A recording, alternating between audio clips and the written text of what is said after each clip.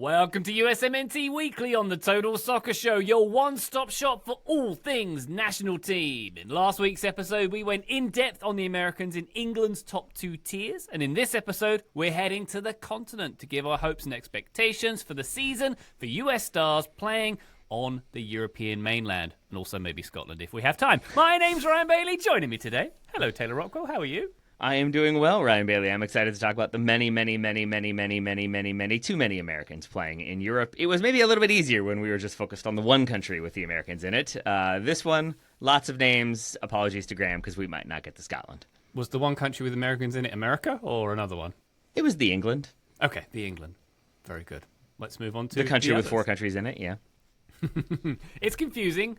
Someone who is residing in one of those 4 countries is Graham Ruffman. Hello, Graham. How are you? I'm very well. Ryan Bailey, I'm personally delighted that TSS is adhering to the 2016 Brexit vote and including Scotland as part of Europe, unlike the UK government, which was a shame for me and everyone else in this country. So thank you for that. Brexit jokes to start the show. All right. Yeah. Still not got them out of my system. Timely stuff. It's been 9 years. Still not over it. Wow, you're still loving it every day. Joe Larry, how are you?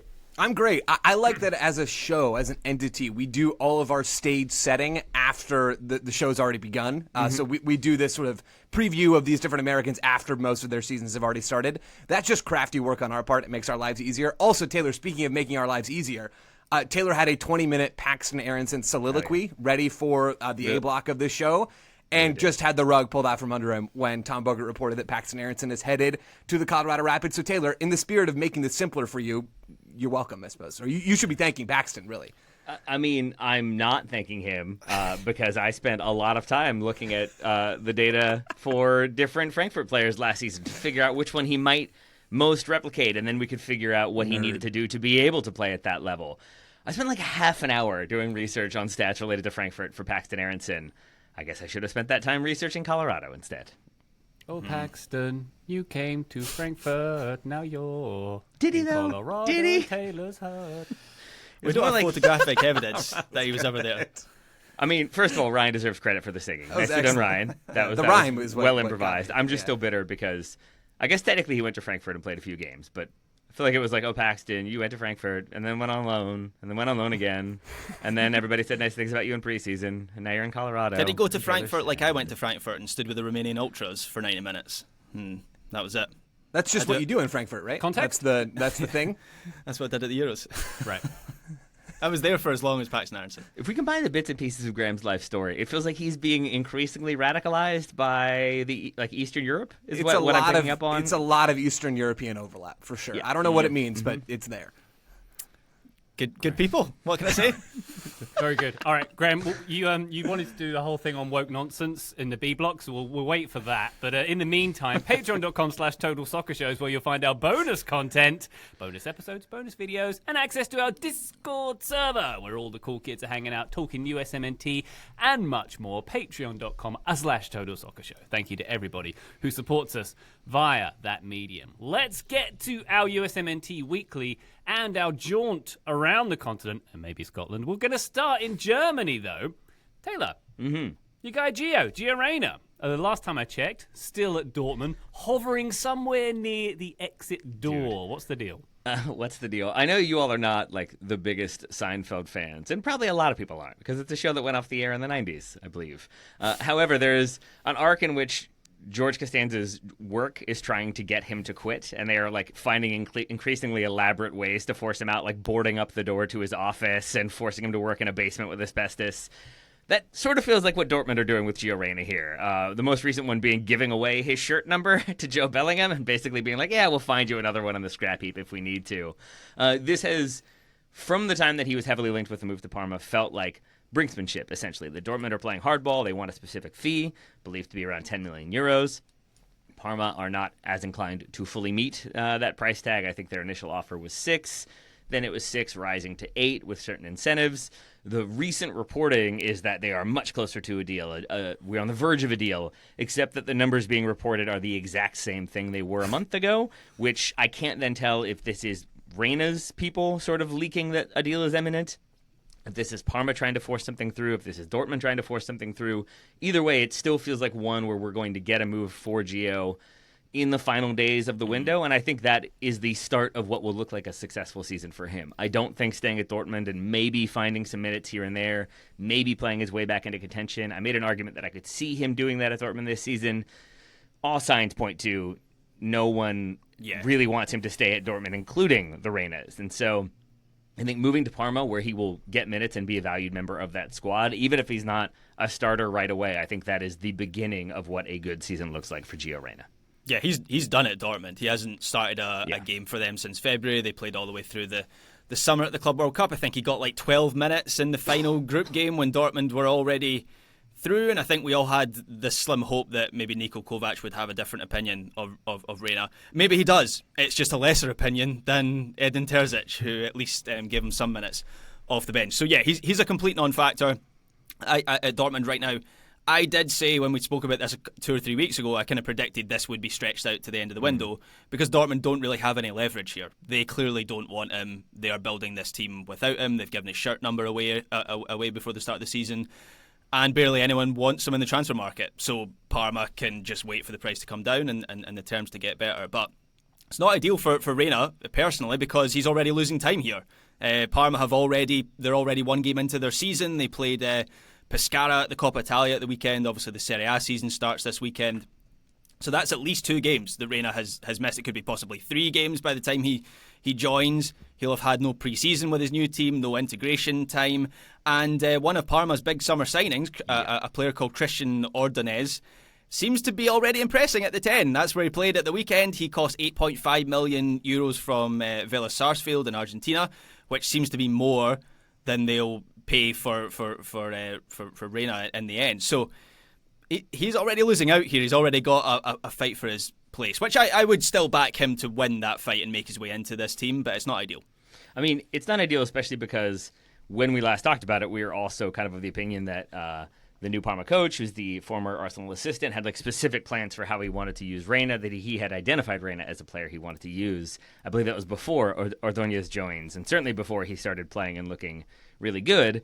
So there is that concern that maybe now Parma are willing to move on to other targets, but that this keeps coming back around tells me that this is, again, sort of, they're playing the game, Parma, that they are saying, oh, we're looking at other targets, we're moving on, they're not meeting our valuation. I think they recognize that there's not really going to be a ton of suitors, and so Dortmund will likely, if they do want to get rid of Reyna, eventually have to take a reduced price than what they're holding out for. So it still seems like Parma have identified Gio Reyna as a player they want and are just willing to wait until Dortmund eventually say, okay, fine, 8 million or 7 million or whatever it may be, and then that move goes through. And then it's a conversation about what he needs to do, and I think it really is just play consistent minutes because we haven't seen that from him in a very long time. And Joe, I don't know if you have thoughts on like what he actually needs to do with those minutes, like I guess look good and score goals or get assists, but like for me, it is get a move, and then it is just play a bunch of minutes because we haven't seen that level of regularity from him in a long, long time. Yeah, it's about playing. Whether he's at Parma or somewhere else, and it does look like he'll be at Parma, it's about Gio Reyna actually being on the field. That has been the thing that since he was 17 years old, he's been unable to do, basically, for any team, national team, club team, that he's been on. Gio Reyna is talented enough, and I've made my stance on this clear, that if he's playing games, he's going to look good at a level like Parma. I think he has the talent to be playing at a level far higher than Parma. I think he's a Champions League level player. But it's not that right now for Gio Reyna. It is being where you are and impressing where you are. And the actual challenge for him, as we've detailed quite well both now and over the years, is actually being in a position where a coach will put you on the field. I'll admit I'm skeptical that he's going to play a lot of minutes because we have a lot of evidence that says he's not, whether that's due to injury or attitude or whatever it is. But the bar for Gio is super clear. Like, if he's not playing, he's not going to the World Cup. That's the bar that Pochettino seemingly has put out for Gio Reyna based off of how he's used him, or rather not used him so far. So it is nice to have a pretty black and white scenario for Reyna. I think if he's playing for Parma, that bodes really well for him. If he's not, and that's probably more likely, then he's going to be in some trouble. MLS, Joe? Is that on the cards? Probably not, because he's got about 48 hours to go ahead and make that move happen with the transfer window closing tomorrow as we're recording on Wednesday, August 20th. So I think there was a possibility that would have happened earlier in the window, but that this has dragged on as long as it has between Dortmund and Parma pretty much takes it off the table. Yeah, it seems like there were offers, or at the very least, people were sounding out interest, and there was a lack of interest from Reyna's camp, maybe because the head has been turned by Parma. Maybe there's a feeling that there are still European options left. Okay. I'm just saying Jack Bauer got a lot done in 24 hours, and that's twice as much time as that. So we'll see. We'll see. Malik Tillman, Graham. New boy at Leverkusen. Ten Hag's Leverkusen. What looks like a good season for Malik? Well, a good season for Tillman is that he's a key figure for a Leverkusen team that is heading in a new direction. He's got this calf injury at the moment, so that's not ideal. Probably won't play against Hoffenheim this weekend. Hasn't been a part of pre-season. Part of that is due to obviously his involvement in the Gold Cup, reporting a little bit later, and then also this injury that he's got. So that is a shame. Having watched a little bit of Leverkusen in pre-season against, they played Chelsea last week, and then I did watch a little bit of their game against Pisa. I remember talking about that a couple of weeks ago. It kind of seems like Ten Hag is at least initially going to recycle Xabi Alonso's setup, which is to say there will be wing-backs and 2 dual 10s. That last part is good news for Tillman because it means there's 2 roles for him in his best position. I think there will be some competition for those 2 positions. Leverkusen's a high level, that's natural. So Adley, Nathan Tella, they have also brought in Ibrahim Mazza from Hertha Berlin, who is apparently this exciting. I haven't watched him myself other than just the couple pre-season games, but he's this exciting 19-year-old. You watched those accidentally, correct? You like fell backwards and couldn't move, and then the TV was on. Oh, stop! What are you doing? Oh, it's the Pisa one was deliberate. The Chelsea one was partially accidental in that it was somehow on my TV. So, yeah, Mazza is on the TV. Like, come on. TV's just on in my house. Like, multiple TVs are just on most of the time in my house, which is how I just like consume content accidentally. Accidents happen. Graham's really not like dissuading me of the notion that he lives a Clockwork Orange style lifestyle in which there's just one share with 14 different screens and he sits in front of it with his eyes taped open. Yeah, I'm open about that fact. I do love the. I think he's Minority Report. He's swiping stuff around. It's very futuristic in Glasgow. Yes. Yeah, I've also got the weird belt from the Clockwork Orange as well. Anyway, less about that. Mazza, 19-year-old, number 10 talent, so there is going to be a bit of competition that Tillman's going to have. I think Ten Hag could be a good fit for Tillman. Ten Hag has always been someone who wants to like embolden his attacking midfielders to get forward and get goals. So I'm thinking of players like Donny van de Beek put up double figures in the 18-19 season for Ajax, which, looking at how bad he was for Manchester United, was frankly miraculous. Bruno Fernandes, of course, was Manchester United's top scorer when Ten Hag was there. And I think a part of that is down to the way that he favours a mobile centre forward, and then that creates space for midfielders to run into. And I'm thinking of even someone like Rasmus Højlund last season with Fernandes, I think, was a factor for him. So players like Ziyech, Van de Beek, Fernandes, he's got a good record of that. So hopefully that will happen for Malik Tillman as well. Because I know Joe has spoken about wanting to see that progression from Tillman as more of a creator. And I don't know whether just the first impression is the most difficult one to shake, but going back to his Rangers days, I've always thought Tillman is best as like a finisher, and so I'd like to see him put up some like proper numbers for Leverkusen this season. Yeah, and I think part of how he does that, right, that should be the end goal for Malik Tillman. He's got big shoes to fill. He's probably not going to fill them fully. That would be a great outcome if he did fill Florian Wirtz's shoes fully, but doing a good chunk of that. And Graham, I like how you framed it there. How that actually happens, I think, for Malik Tillman is him becoming more consistent on both sides of the ball. At the Gold Cup, we saw a lot of good defensive work from Malik Tillman, which was a progression for him. But we still didn't see consistent on-ball performances from Malik Tillman. I think about the Gold Cup final against Mexico and how poor he was in that game and how he flitted out of other games in that tournament. Being more consistent on the ball, like focusing on execution in those moments and not flitting out of it and getting unfocused. It seems like that consistency is the biggest thing for Tillman, who's an incredibly talented player. Like, he's got the physical profile, he's strong, he's press resistant when he wants to be, he can range and go and crash the box, he can drop deep, he can do a lot of the things you want a playmaker, finisher, hybrid sort of player to do, and he also shows that on the defensive end. But he does not always stay engaged in games, is my read on Malik Tillman. That was my read coming out of the summer. Sort of had that read before on Malik Tillman. If he can become more consistent and become an every game sort of, not just player, right? I think he's going to play a lot of games for Leverkusen this year. They don't spend that much money, even with competition for those half space spots on Malik Tillman if they don't have designs to play him quite a bit this year. They want to see that investment come good.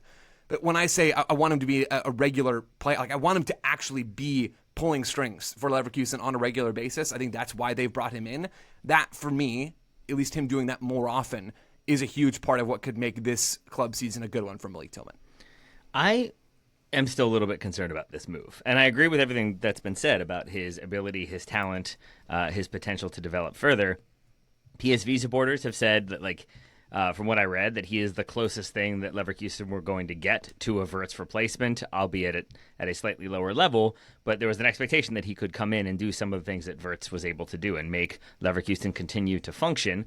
They spent a lot of money on him. So there are all of the right indicators there of like, yeah, there's other youngsters that they've spent some money on, but he is one of their marquee signings this summer. The expectation is he is going to be a key player for them and a key performer for them this coming campaign. I think I can't shake a feeling of like, but what happens if Erik ten Hag is maybe more Graham Potter than he is like Pep Guardiola? What happens if Tillman does continue to have some of that inefficiency in his creativity and in that final ball or in that final shot? It feels like the move that is like the safest move in terms of how much was spent feels like that will then get him a lot of minutes and a lot of opportunity. It also feels like one where if the wheels come off, it becomes a really disastrous situation. I don't think that is as likely as it being a fine situation, but it's the move that has me the most interested both positively and negatively. Joe, can we talk about my second favorite Joe, Scally? Have we established what a successful season is though for Tillman? Is it basically just play a lot of minutes, look really effective? Like, is there anything Joe said? What, become more consistent, pull the strings? Yeah, I want to see him become a more impactful on-ball player and not flit out of games so much. Like, I want to see him being involved in matches more often. Yeah, my concern for Tillman, sorry, just to one further kind of extension of this. My concern is what happens if Ten Hag transitions this team out of the sort of Alonso setup and he eventually ends up with like a back four. He's then looking for width from the wide attackers. There, I should have mentioned Leverkusen just today. Has been reported have got Claudio Echeverri on loan from Manchester City, so that's a winger.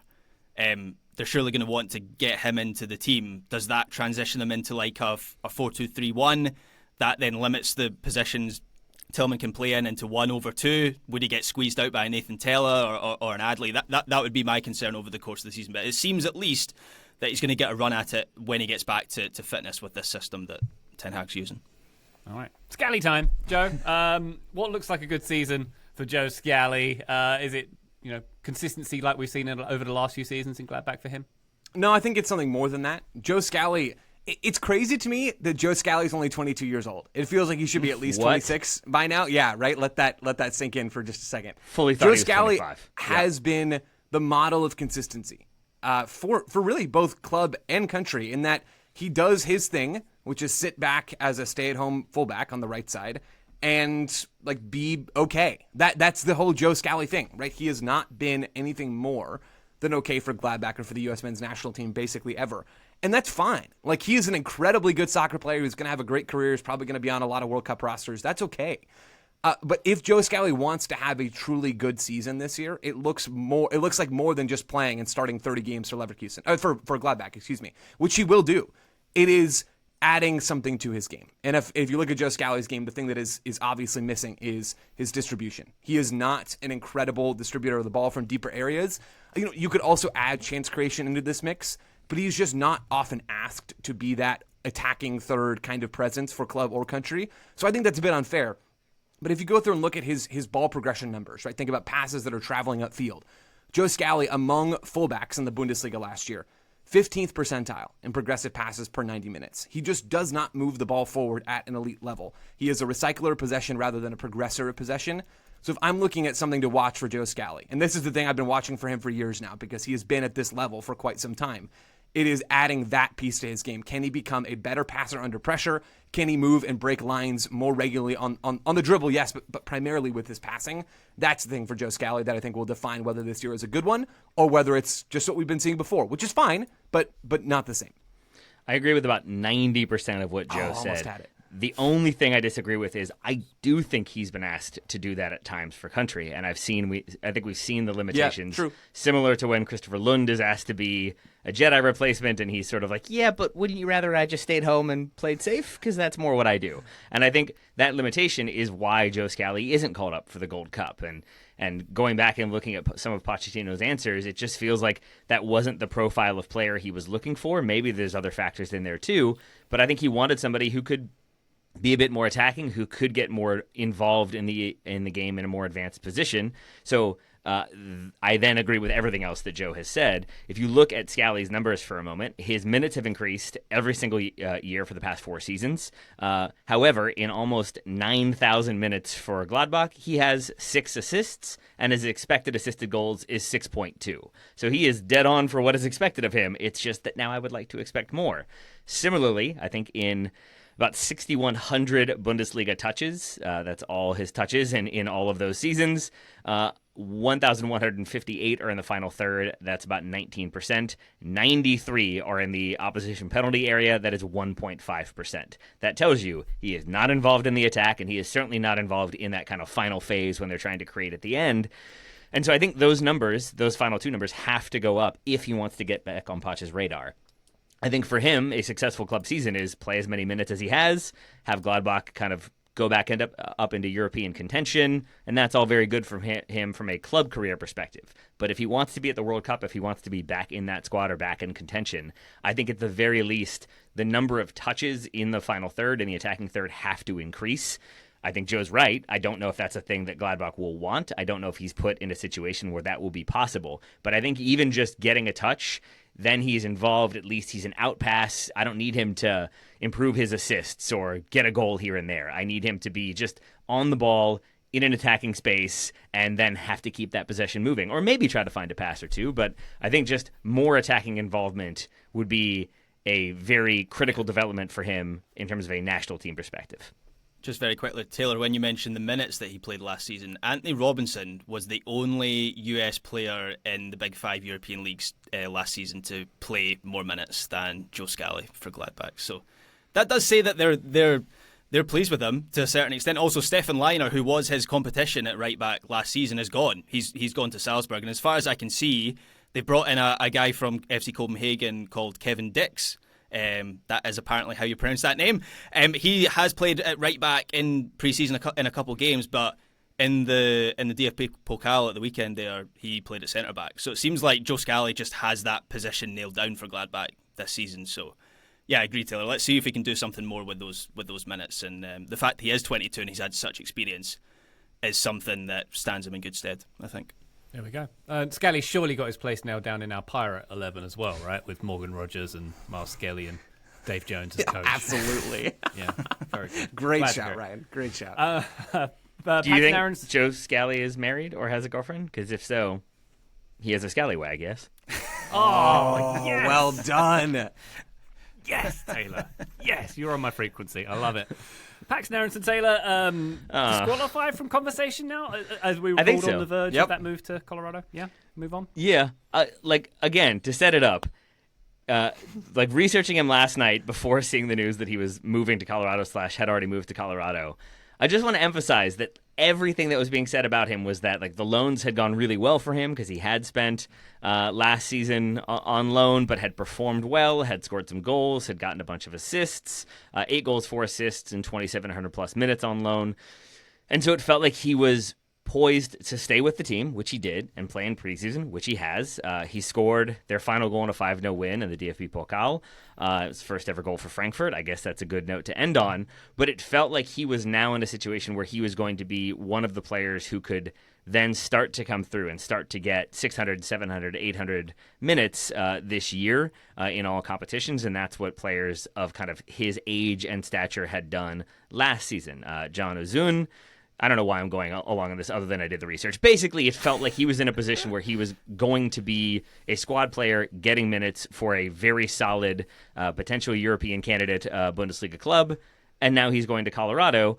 And it's not like the Colorado-ness, it's not the MLS-ness, it's just the fact that it felt like he was poised for a potential breakthrough season and now has left a top European league to go back to Major League Soccer at his age. Good for him. He's getting the bag. He's going to be a designated player. It probably makes Colorado better. It's still hard not to see it as a disappointing move. No shots intended. It just kind of is where I am on this one. He's moving up in the world literally with altitude in Colorado. There is that. So there is that. Frankfurt's the only city in Europe with a skyline, is what I was told by people from Frankfurt. So, if he was on top of the skyline, maybe he was already elevated. But I think, Colorado still has the elevation there.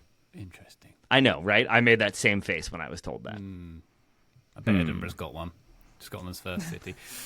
We need to take a break. Before we do, Graham, any other Bundesliga-based Americans we should talk about? Well, James Sands, is he a healthy boy now? What's going on there? I'm excited for Sands this season to at least make up for some lost time because what happened last season to him was really cruel. He had started so well for St. Pauli, joined them on loan in January, seemed to have made himself a starter for them in central midfield. I've never personally, I was talking about first impressions with Tillman, similar with James Sands. I've never been, although Tillman did well at Rangers, but Sands struggled at Rangers, and so I've never been his biggest fan. But player development is never linear, and in the couple of games that I did see of him at St. Pauli when we were talking about him at the start of the year, I liked the authority that he was playing with. There was one game in particular, we spoke about this at the time, I had to go back into my notes. It was against Union Berlin in January, and St. Pauli won that game 3-0. And he was brilliant in that game. He had more touches than any other midfielder in that game, completed more passes, his tackling and interception numbers were good as well. And St. Pauli, they played against the ball for a good amount of that game, but Sands looked so assured. So I'd like to see that player again this season. It seems like he's ready to play some more first team football. I think he's still maybe a little bit off playing regularly, like a couple of weeks. He started in the DFB Pokal against Eintracht Norderstedt, which they won on penalties. St. Pauli. I didn't know he was even back, Graham. I thought he wasn't back until like October, November. No, I'm the leg break and ligament tear. So positive. I'm now realising that I probably read about 2 or 3 weeks ago that he was 2 or 3 weeks away from playing, so that would explain why he's now playing. But yeah, I'm excited to see him because he's a player that it felt like he was just about to make that leap, and then he got the injury. So let's see if he can return to that level. Good stuff. Joe, anyone else to touch on in Germany before we move on?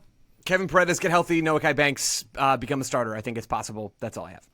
Very good. All right. Quick breaky time. When we come back, we're going to go to Italy, Spain, France, Netherlands, maybe Scotland. Join us then.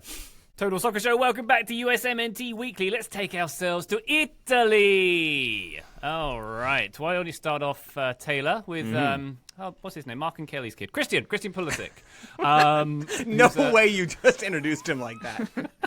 Who's scored in the 2-0 win, Milan's 2-0 win in the Coppa Italia over Bari, and is still at Milan. Here we go. What's the deal? Correct, Ryan. That's about where I am on this one. I think I might start off more pessimistic, not about Pulisic, but about Milan in general, with my what a good season looks like, because my answer is come out unscathed. Either in an improved situation with the club, where his kind of standing and status as an important player is secure, or with leverage and appeal for a move after the World Cup, because I do not know what to make of this Milan team. And I think that goes for a lot of people, maybe including Christian Pulisic, because as of like December of last year, he was, quote-unquote, very close to an extension on his current deal, which expires in June of 2027.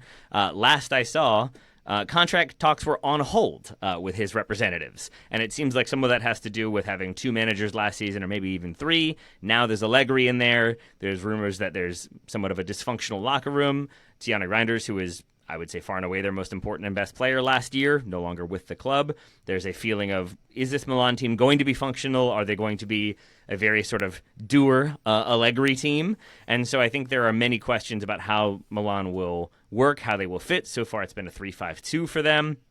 In the Coppa Italia opener, it was Pulisic and Rafael Leao up top. They've used Santi Jimenez and Okafor up top as well. Sometimes it's been Leao on his own. Pulisic has had, I believe, an ankle knock. He got that in a preseason friendly against Liverpool, so he hasn't been playing as much in preseason. A positive sign that he's starting in Coppa Italia. But I think there's just a lot of question marks around this Milan team and how solid they will be. And so I think if Pulisic is able to be a bright spot or an exception to those question marks and instead be a very strong performer, a good goal scorer, a reliable player, that he can kind of come out of this season head held high, either in an improved situation or like with a lot of clubs rumored to be in for him, I think would be a very strong season.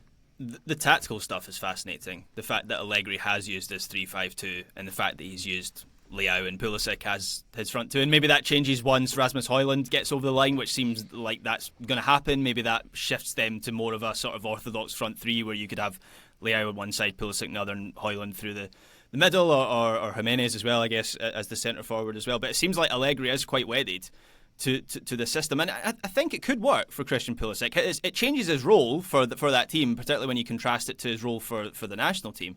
But I've always thought the strongest part of Pulisic's game, or the bit that I've always liked the most, is when he is emboldened to make runs into the box, right? And he has that sort of wide-ish starting position, and then he's allowed to make those runs and finish from like the penalty spot or even closer to goal. And we saw that in the game against Barry at the weekend, where he takes a really nice touch, swivels and fires into the back of the net. So if we see if that sort of position allows him to show that level of incisiveness on a regular basis, then I think it could work. But I share your uncertainty, Taylor, over this Milan team. They had a terrible season last year, but they've lost a lot of quality over the summer. It's not just Tani Reinders, it's Theo Hernandez, who I know became a problem towards the end of his time. I did not know they lost him. He's gone to Saudi Arabia. Yeah, he's joined the Saudi Pro League team. So wow. he's a loss. Malik Chow as well has gone to Newcastle United. So a lot of quality coming out of that team. They have signed Samuel Ricci, who has made a decent first impression. Obviously, Luka Modric coming in.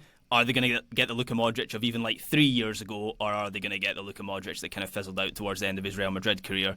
I'm leaning towards the latter. Pervis Estupiñán, I think, is the direct replacement for Theo Hernandez. They've signed Arden Jashari from Club Brugge, who I think is quite highly rated, and will go into that midfield, which is bad news for another American, but might be good news for Christian Pulisic to have that supply line. So couldn't call Milan.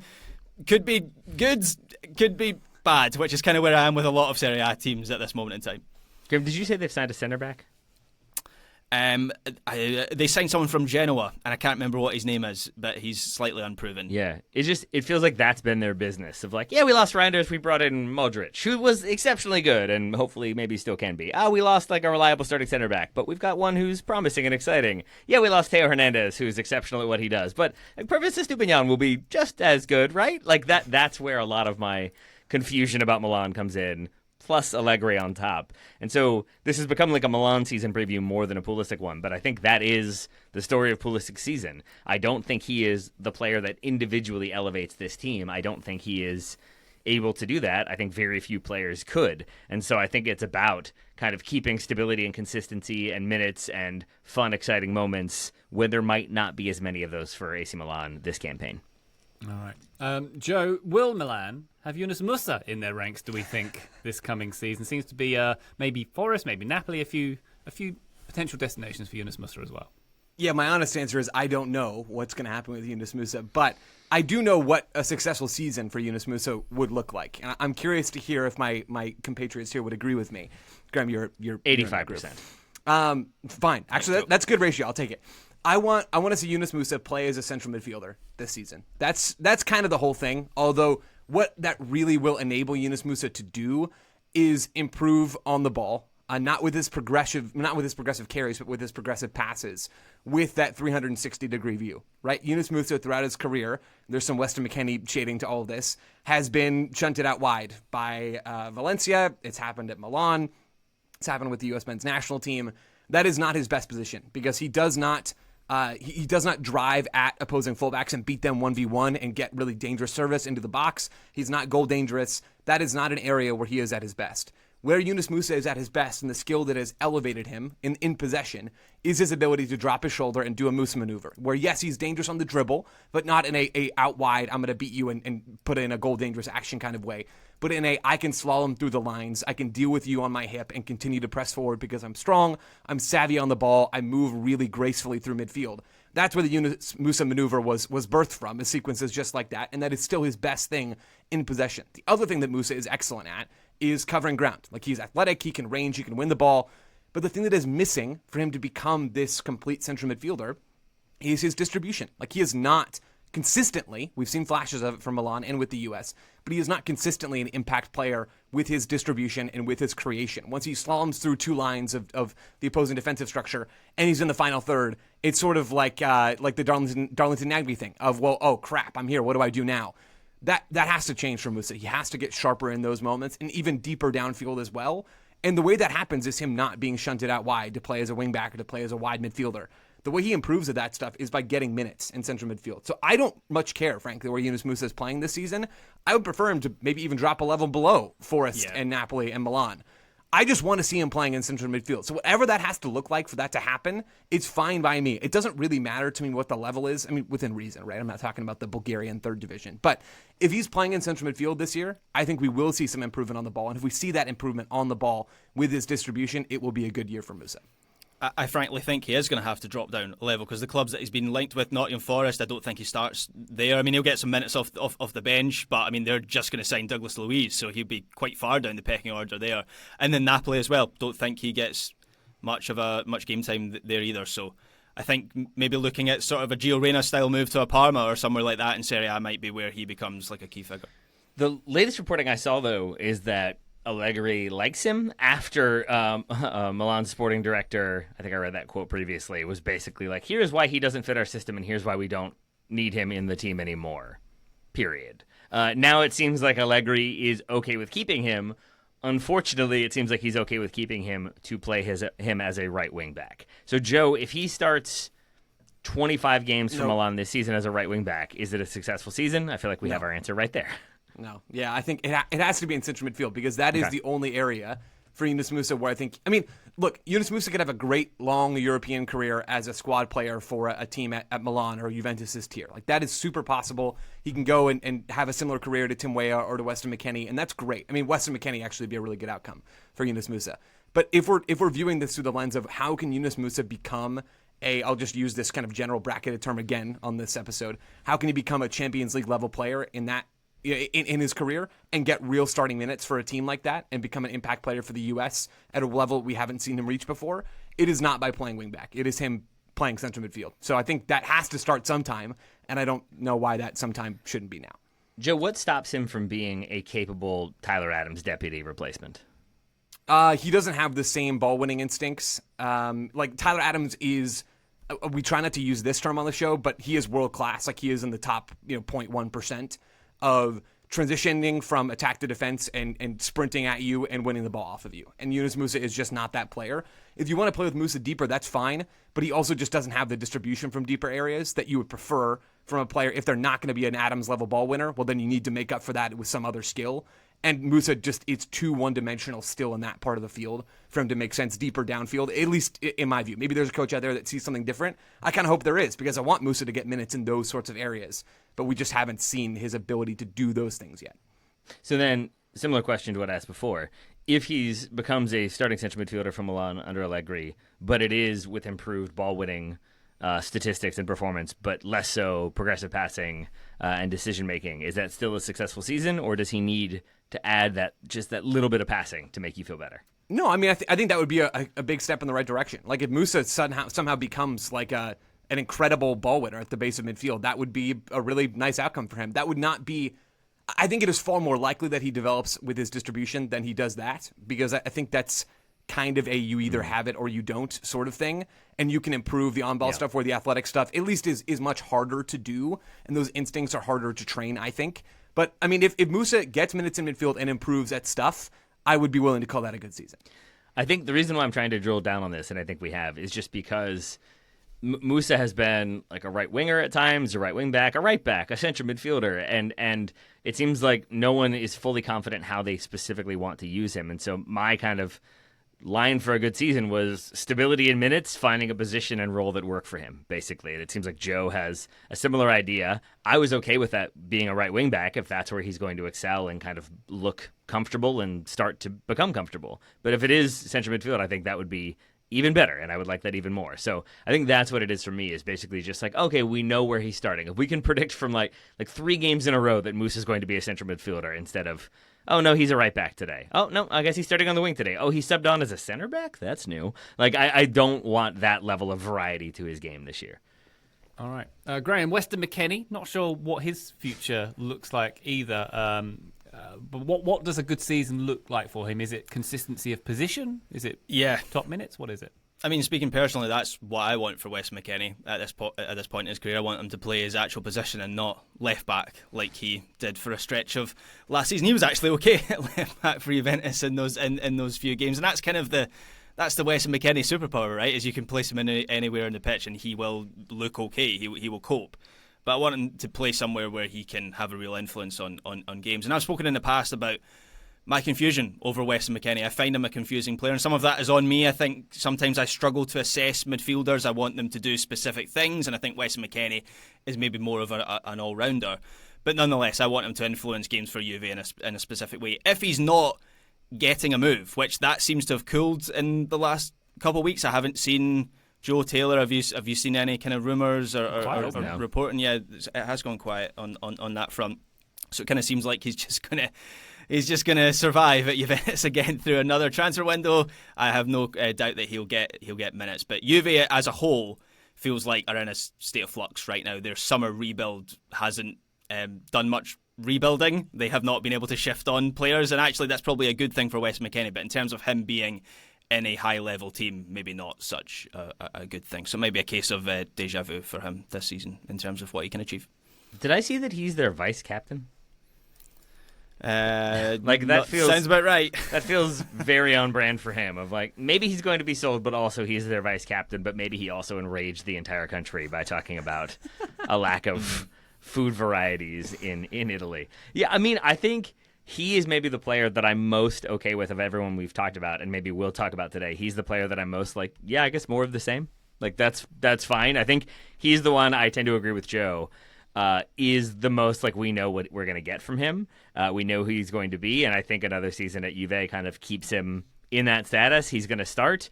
But I think, Graham, one thing you've said that I now would love to see is basically anything that allows him to influence games. And I think he does have an impact on games very often. Sometimes it's like the late arriving goal, sometimes it's a final ball, sometimes it's a big tackle. Occasionally it's a mistake that leads to the wrong type of influence, but I would love to see it be more consistent with him kind of threading passes and winning challenges, but then playing kind of the direct ball for the counterattacking goal. I think the role player, squad player identity that like seems to have become his is very good for him in terms of becoming a reliable performer for one of the biggest teams on the planet. But now we want to see him be an influential player for that team, or even a more influential player, maybe is a fair way to put it. So I think Graham has done a really good job of explaining what a good season looks like for Weston. I mean, they just don't build around him, right? There's never like a clearly defined role for him. And if I compare him to other players in that Juventus team, I think of like Kenan Yildiz. They want to get him on the turn in the half spaces. Like that's the plan for him. Even Locatelli, who's had his criticism, like they want to get him deep. They want to feed him the ball in between the centre backs. Like McKennie never really has those parameters, and that's what I want to see for him. All right. Very good stuff. One more quick break. When we come back, we'll talk about Spain, France, Netherlands, maybe Scotland. Join us then. Total Soccer Show. Welcome back to USMNT Weekly. Joe Lowry. Let's go to Spain. Johnny, Atletico, lost his first game. What's the plans? What does a good season look like? I think a good season is two things for Johnny Cardoso. The first is getting real regular minutes for Atletico Madrid. Now, that doesn't have to look like him starting every game. In fact, that would surprise me. That would be a great outcome, I think, for Johnny this season. But him getting 2,000 minutes in the league and some more in European competition would be, I think, a really strong foundation from which we could see Johnny Cardoso do the other thing that I want to see, which is improve on the ball. Cardoso has made his money in his career so far in Brazil. He's made his money with the U.S. men's national team, and he's made this move to Atletico Madrid after some time at Betis on the back of his ball winning. Right? He is a player that is sort of Adams-esque in that he ranges and recovers the ball and wins it, intercepts it, and blocks it, and then lays it off and allows the other players to do the hard stuff to progress and create and all that sort of thing. At Atletico Madrid, we know them and think of them as a team that is gritty and defensively oriented, and that's true relative to the top teams in the world. Relative to most of La Liga, they are still a team that will get on the ball, and they will be a team that has responsibility to break opposing teams down and that plays under pressure at times and has to break blocks.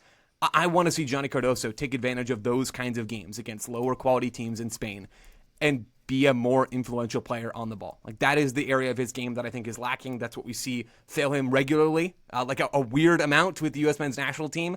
That is a huge part of the divide between why USMNT fans and USMNT observers don't see the same Cardoso that apparently all these other club teams see.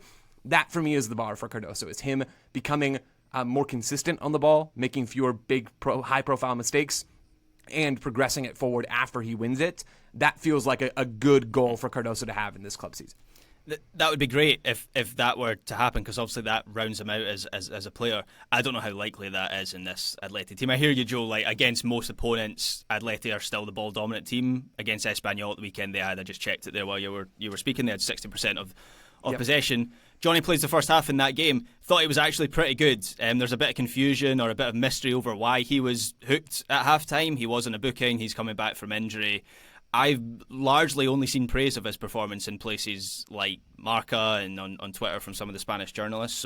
And Simeone had some nice things to say after the match as well about his performance. So I think he will be back in the team for the Elche game this weekend.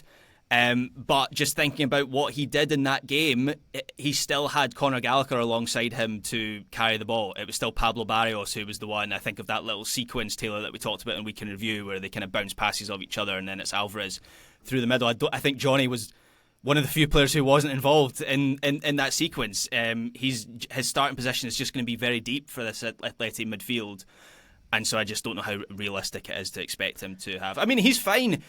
He's fine, like circulating possession under no pressure, but in a real like meaningful way, where he's like a difference maker with his progressive passing. I just don't think that's going to happen for a Simeone Atletico Madrid team. If people need further evidence, if you go back and watch Espanyol Atletico, I don't know why you would do that. But if you did, in the 31st minute, I mentioned this on Week in Review, that's the one where he has the dribble through the middle. He ends up drawing a foul maybe 25 yards from goal.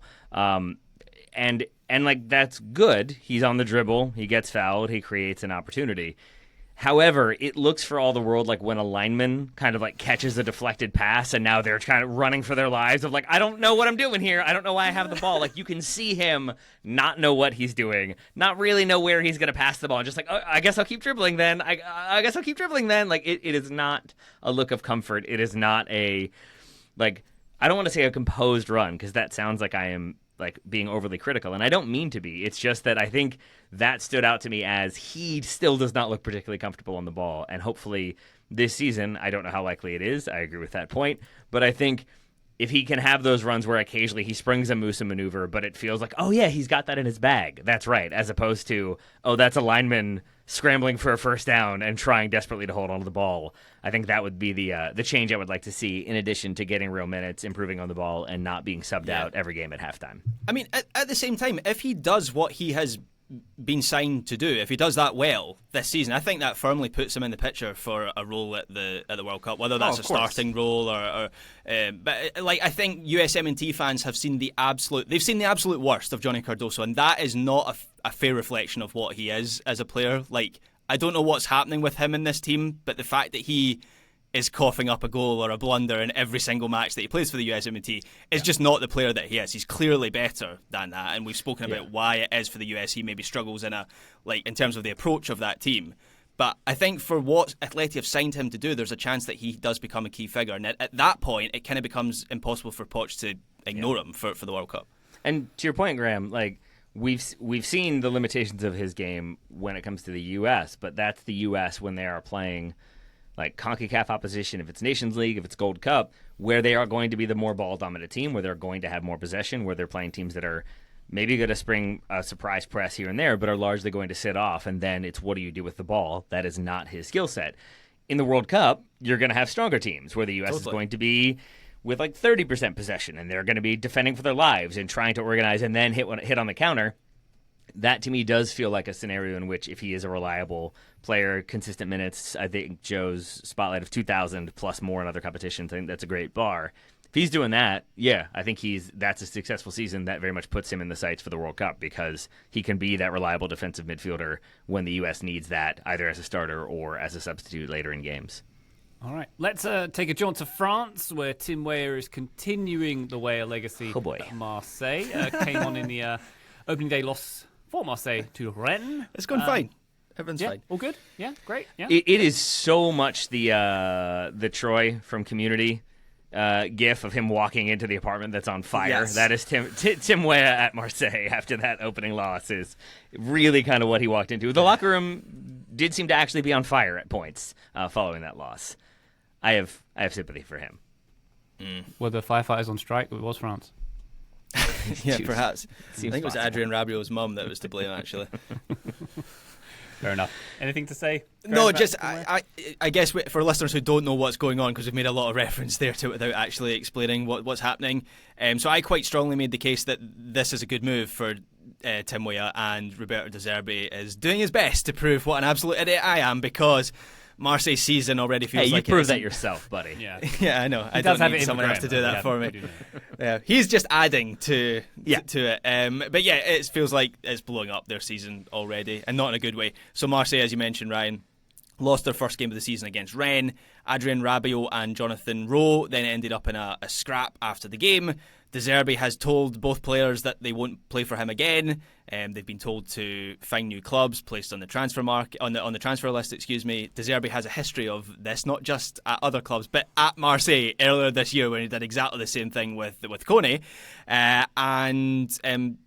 These are two players, Rabiot and Rowe, who started that game against Rennes, so they were very much part of his plans. So classic Roberto De Zerbi stuff.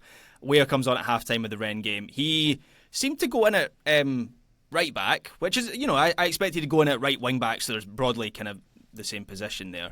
But it does seem like De Zerbi doesn't know what his best team looks like. Yeah, I know it's just one game in, but even within that one game, he starts with a 3 and then it goes to a 4, and for Weah that doesn't really change his position much there, but it does change the midfield, and then he changed the attack, and Aubameyang comes on in the second half. I think they made 5 changes in the second half before the 80-minute mark. So I hope for Weah's sake that things settle, because I still think this could be a move that works out for him, but a pretty volatile start.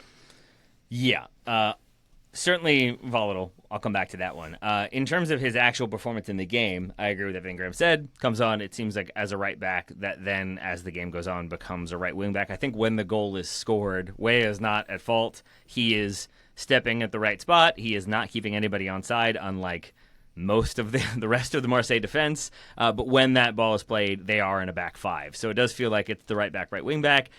It feels like he's going to do, this is a weird comparison to make, but like kind of the Ben White for Arsenal role of arriving in like the half space behind the ball, but kind of there as an outlet to recycle possession. Maybe he's going to take somebody on, maybe he's going to cross. But I think 2 or 3 different times as in the second half, he gets the ball in the cutback from the actual right winger who's got a man defending him, so he cuts it back to Weah. Weah plays it centrally. Twice that central ball is struck first time and hit about 15 yards over, and you see Weah just kind of hang his head. And I think that might be what his job is, at least to start.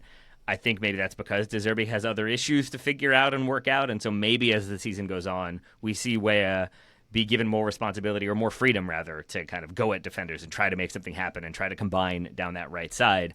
My concern would be, because Graham mentioned it, that Kone freezing out.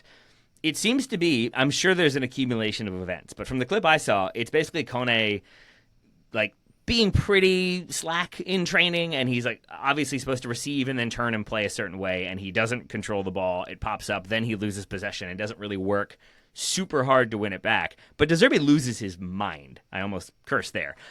He gets very, very angry. They have to be separated. Kone is sent to the locker room. And, to be fair, it seems like a lot of the coaching staff and players backed De Zerbi there and did feel like Kone wasn't giving it his all. But I think between that, the dressing room bust-up, it speaks to a volatility in that team, but it also speaks to mounting pressure on De Zerbi, and that is never a great situation when you have a manager coming in, or a player coming into a situation in which a manager has that pressure and has to figure things out on the fly, because it could mean you're one performance away from being the player that is screamed at and frozen out. It could also mean that you're one performance away from that manager not being the manager anymore. And I don't know how likely that is with De Zerbi at Marseille, and this is all based on that one game so far, plus the locker room dust-ups. But it does seem like a situation that could be very volatile, and not because of anything Tim Weah does or doesn't do. So, again, maybe it's another one where play minutes and kind of emerge unscathed is going to be a solid campaign for Tim Weah. Sweet. Did De Zerbi make any comments about the size of spherical objects or anything after that? He may have. Or... Okay. He said, I think they were playing with too small of a ball, I think is what he said. Size 4 or something like that, I think is what we Deflategate, agreed French upon. edition. Got it. Dude, and this is we talked about this game in Weekend Review, obviously. I guess I didn't pay enough attention. Because I thought, for all the world, that it was Marseille that got the red card. And so then, they played down a man for 60 minutes. It's going to be hard to see the game out. Nope. it was Rennes who got the red card. Totally missed that one. And so it's Marseille who had the man advantage, 73% possession, 2 shots on the game. Not really what you're looking for there, I gotta say. Yeah. Small somethings indeed. We're running out of time, Joe. Let's talk about Balogun, for a second. Fit right now? Hoping for... That's about how much Monaco are going to talk about him this season. You sweet summer child. Fit right now for a U.S. men's national team player. Absolutely not. Balogun had those shoulder injuries that messed him up for a good chunk of last season. Didn't feature this summer for the U.S. We're still waiting to see how he links up with Pochettino. Maybe we're going to have to keep waiting. He's got a little leg injury at the moment that kept him out over the weekend for the start of the Liga season. Yeah, a successful year for Balogun, I think, looks like him, like many other U.S. players, staying healthy enough to really play and showing that he can impact games for a possession team like Monaco. They're going to have a lot of the ball in Liga. That's not a simple task because there are a lot of other strikers in this setup. Monaco used a lone striker setup over the weekend, and Balogun is but one injury-prone man. So I don't know. My optimism has certainly waned. I don't know if anybody will remember. I think I used to talk positively about Balogun. I definitely didn't do it a lot. Maybe it was subtle. It might have been subtle. I'm not sure if people picked up on it. I think it's in him. Like I think he can do it and have a 2,500 minute, 15 goal season for Monaco. Would I bet anything on that happening given the context around him? No, I would not. So we'll see. Get healthy. I mean, maybe a successful year for Balogun is him being liberated with the U.S. men's national team and like coming back into that setup and playing and like finding the joy of sport again. That probably wouldn't hurt, but I think the Monaco situation is a difficult, if not impossible, but difficult one for him to crack. Yeah. Anyone else in France, Joe? Tanner Tessman? Yeah, I'll do Tessman. Mark McKenzie is also there. I think he's going to be at the World Cup, so we can just sit that one. Tanner Tessman. I think he's going to be an every game starter for Lyon this year, not just because they have no money, but I think he also has shown some improvement. I watched a good chunk of his game over the weekend, and defensively he looked sharper. He seemed to be more quick to recognize when the ball turned over and getting back into space and being disciplined defensively, which has been a bit of a gap for Tessman. Like with Dallas, it was, man, this guy can hit an insane long switch and he can take a free kick and he's a crazy athlete. And he's also Dabo Swinney's godson, or I don't know, who knows what's going on there. And in the defensive part of his game was there, but it was unrefined. Like he has all the physical tools, but didn't seem to have the mental processing to keep up with the physical side of the game.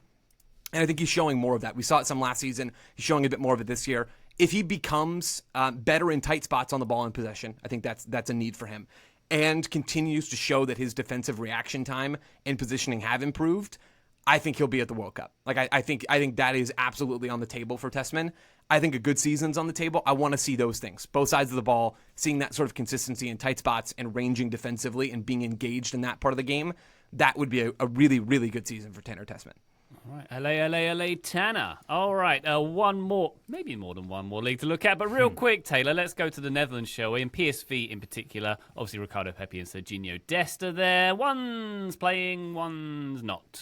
What's the prospects for Pepi and Dest this season? I think very good for both. For Pepi, he did not play in there. I think he got 30 minutes in the Dutch Super Cup win over Go Ahead Eagles. He had to sit out the first 2 games of the season with a minor knee complication. It sounds like there was fluid, had to be drained. That always sounds disgusting to me, but it's still recovered enough that he plays the 30 minutes in that game.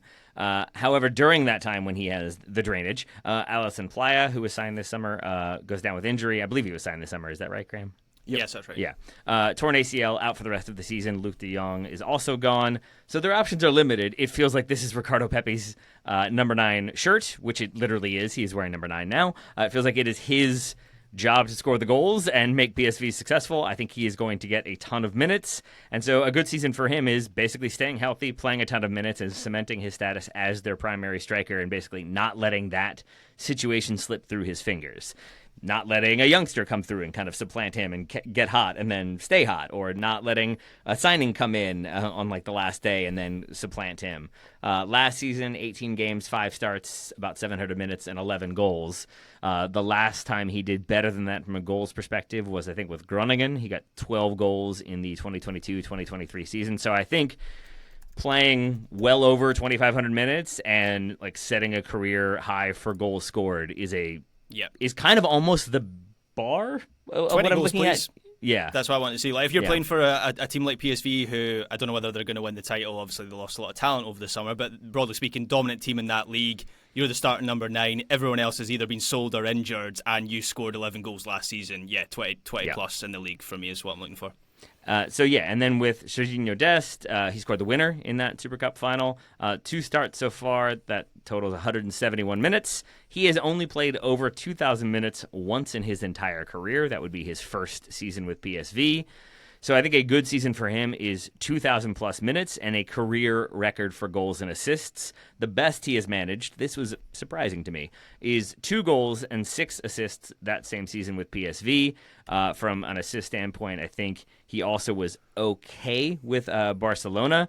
But the biggest thing I would like to see is like most minutes played, better numbers with goals and assists, and I think I'd like to see him set a career record for touches in the attacking third, similar to Joe Scally, I guess, but at a much higher level. The best he's ever done on that front, Dest, was 657 with Barcelona in the 2020-2021 season. He's had 47 touches in the attacking third through those 2 games he's already played this year. So if you say 34 league games, 8 Champions League games at a minimum, that's 42 games, not including cup competitions and the like. Let's say he plays in 32 of those games. If he keeps up his current average, that should be around 730 touches in the attacking third. So I think career highs for minutes, for goals and assists combined, and for touches in the attacking third tells me that Serginho Dest is at another level going into the World Cup, and that is what I think we need of him and Jedi to be feeling somewhat more confident about the World Cup. It's wild that the U.S. could not have 2 more different right backs at the top of their depth chart. Like Serginho Dest and Joe Scally are just like are they even playing the same sport? They're just interpreting this game completely differently. On Pepi, sort of maybe this is me being too galaxy brained. I actually don't think the goals marker is at all the right place to set the bar for Ricardo Pepi this year. That is very on brand. Like we know that defending in the Eredivisie is like joke adjacent.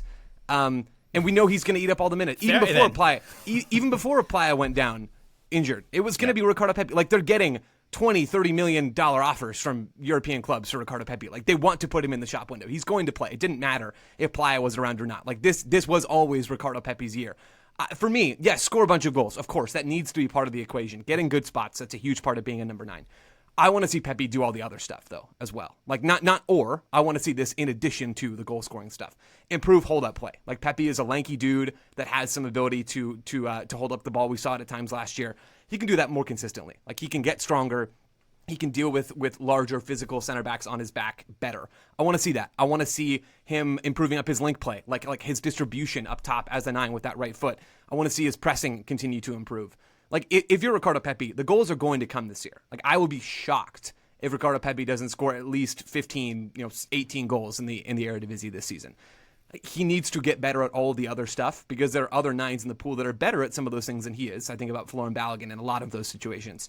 Like, just because Pepi scores 20 goals for PSV this season does not necessarily mean that he has a great year. Like, he eventually will move to the Premier League or somewhere. And that's when all the things that I just talked about, the hold-up play, the link play, the pressing, that's when those things, or the lack of them, relative to other players in whatever league he ends up in, will be exposed, and his weaknesses will be exposed. So I think he needs to improve those things. I'm really high on Pepi. I think he's a very good player. I think he's a player who can absolutely make a move, like has been reported, and have some success. But he's got some refinement to do in his game. And I think if you're watching PSV, it shouldn't be just, oh wow, he scored the 4th goal of this game against Vitesse. It needs to be more than that. There we go. Fantastic. Sorry, Taylor, go ahead. All right, Joe, you can earmuff it for a moment if you like. Graham, 2 questions for you. What is the higher number? Ricardo Pepi goals scored or Folarin Balogun matches played? Oh, that's goals scored. Excellent. In reality or in prediction? Like, are we talking about what's happened? Or no, I mean, is this a prediction for this season? Yeah. For what's prediction. happened? Prediction. Pepi goal scored is what I would say. Okay, I was gonna give you Balogun starts, but you're saying so Balogun had 13 matches played last year, 7 starts. Pepi had 11 goals in an abbreviated season. Balogun also had an abbreviated season, but it feels like that's about where things are. Yeah, like maybe Balogun plays 25 games this season, so can Pepi score 26 goals in all competitions? That would be a very strong season. But to Joe's point, it's possible in the Eredivisie when is you very have possible. zero other competition with I think a you're team right that about should this win the season. title. Yeah. There we go. We packed in a lot to USMNT Weekly this week. Graham, I think we've covered every nation we need to get to. Is that right? Are we happy at this point? Yeah. Just classic Scotland erasure by Go on. the Englishmen. 20 Again, seconds, go on. Like the Brexit vote. CCV, and do you want Dante Polvara as well at Aberdeen on the brink of a new contract? No, you don't. CCV and Austin Trusty. CCV still a pillar of the Celtic team, not shifting anytime soon unless he leaves the club. There's no real speculation that he's going to. Austin Trusty, he's fallen out of favour. Kind of lost his place towards the end of last season. Hasn't regained it this season. Liam Scales has started. No, not at all. Liam Scales has kind of taken his place, and also Simpson Pussy has joined from Man City on loan. So you'd assume that he's going to play some minutes as well. Celtic in a bit of a mess at the moment. Rodgers is unhappy over a lack of signings. They look quite a bit weaker this season, but they're still going to stroll the Scottish Premiership because Rangers look absolutely atrocious. I don't know if anyone saw what happened to them last night. It was ugly. So, yeah, CCV will have just the standard CCV season. He'll be the best centre-back in Scotland. Don't know if that counts for much. He'll get exposure to European football, but it doesn't sound like he's going to get a move, which is kind of what I wanted for him this season. Because I am a fan. I still think he's... He deserves his place in the pool of centre-backs for the US. Good stuff. I think Joe registered my restraint at not interrupting at that particular name you mentioned Yep. a moment ago. Proud of you, Ryan. Well done. Well done to me. Very good, USMNT Weekly. That is a wrap. Taylor Rockwell, thank you very much indeed for your contributions. Thank you very much, and way to keep it PG. Nicely done. Do try. Although we did mention a De Zerbi quote, which is tipping away from that status. Joe Lowry, thank you very much indeed. Thanks, Ryan. And Graham Ruthen, pleasure as always. Thank you very much for your comprehensive guide to Scotland and beyond. Thank you, Ryan Bailey. And listener, thank you very much for joining us on this one. One more time, patreon.com/Total Soccer Show. If you would like to support us, we love you if you do. We'll be back on this feed very shortly. But for now, bye.